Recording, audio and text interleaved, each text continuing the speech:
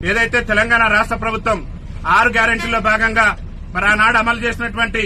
ఆర్టీసీలో మహిళలకు ఉచిత ప్రయాణం ఏదైతే ఉందో ఆ ఉచిత ప్రయాణం కారణంగా ఈ తెలంగాణ రాష్ట్రంలో ఉన్నటువంటి 30 లక్షల మంది వికలాంగులు ఆర్టీసీ బస్ ఎక్కాలంటేనే భయపడేటటువంటి పరిస్థితి ఈ రోజు దాపరించింది. ఇవాళ మహిళలు వచ్చి మాకు వికలాంగులకు ఉన్నటువంటి సీట్లలో కూడా ఆధిపత్యం చెలాయిస్తూ వికలాంగుల సీట్లలో కూడా వారు కూర్చోవడం వల్ల వికలాంగులు చాలా తీవ్రమైనటువంటి ఇబ్బందులు ఎదుర్కొనేటటువంటి పరిస్థితి ఉంది. కాబట్టి తెలంగాణ రాష్ట్ర ముఖ్యమంత్రి రేవంత్ రెడ్డి గారిని అదేవిధంగా తెలంగాణ రాష్ట్ర మంత్రి మరి పొన్నం ప్రభాకర్ గారు రవాణా శాఖ మంత్రికి ఉన్నారు కాబట్టి తక్షణమే బాధ్యత తీసుకుని వికలాంగులకు గతంలో ఉన్నటువంటి ఒక సీటుకు మరో 2 అదనపు సీట్లు కేటాయించి వికలాంగుల సీట్లలో వికలాంగులే కూర్చునే విధంగా రాష్ట్ర ప్రభుత్వం వెంటనే చర్యలు తీసుకోవాలని చెప్పేసి కూడా భారత వికలాంగుల హక్కుల పరిరక్షణ సమితి ఆధ్వర్యంలో ఈ రోజు వరంగల్ జిల్లా వర్ధనపేట ఆర్టీసీ బస్టాండ్ లో మేము చీరలు కట్టుకుని రాష్ట్ర ముఖ్యమంత్రి గారు కనువిప్పు కలగాలి, వికలాంగుల పరిస్థితి ఆర్టీసీ బస్సులు ఎంత దయనీయంగా తయారైందనేది రాష్ట్ర ముఖ్యమంత్రి గారు కనువిప్పు కలగాలని చెప్పేసి ఇలా చీరలు కట్టుకుని మా వికలాంగుల సమాజం ఇలా నిరసన వ్యక్తం చేస్తుంది. ఈ నిరసనతోనైనా రాష్ట్ర మంత్రి గారికి రాష్ట్ర ముఖ్యమంత్రి గారికి కనువిప్పు కలిగి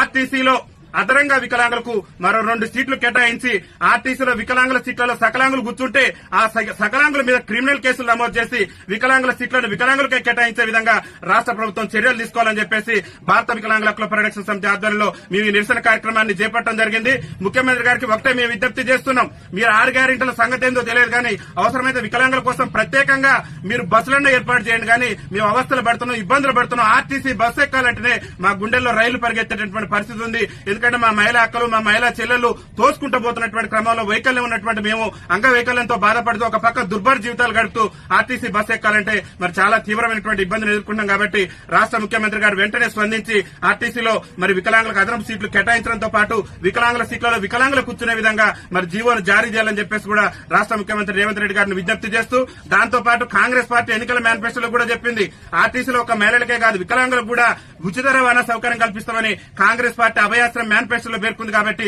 తక్షణమే ఆర్టీసీలో వికలాంగులకు 100% రాయితీతోనే ఉచిత రవాణా సౌకర్యం కూడా కల్పించాలని చెప్పేసి కూడా భారత వికలాంగుల హక్కుల పరిరక్షణ సమితి తెలంగాణ రాష్ట్ర కమిటీ పక్షాన మేము విజ్ఞప్తి చేస్తూ ఈ రోజు ఈ నిరసన కార్యక్రమాన్ని చేపట్టడం జరిగిందని చెప్పేసి తెలియజేస్తూ వికలాంగుల ఐక్యత.